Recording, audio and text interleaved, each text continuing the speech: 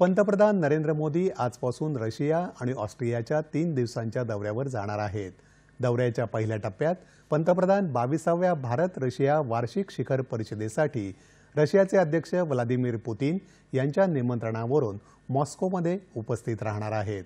दोन्ही नेते देशांमधल्या संपूर्ण बहुआयामी संबंधांचा आढावा घेतील आणि परस्पर हिताच्या समकालीन प्रादेशिक आणि जागतिक मुद्द्यांवर विचारांची देवाणघेवाण करतील। रशियाचा दौरा आटोपल्यानंतर पंतप्रधान उद्या ऑस्ट्रियाला पोहोचतील।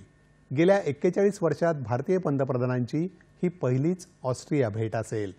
व्हिएन्ना इथे पंतप्रधान मोदी ऑस्ट्रियाचे राष्ट्राध्यक्ष अलेक्झांडर व्हॅन डेर बेलेन तसंच चान्सलर नेहॅमर यांची भेट घेतील आणि विविध द्विपक्षीय मुद्द्यांवर चर्चा करतील।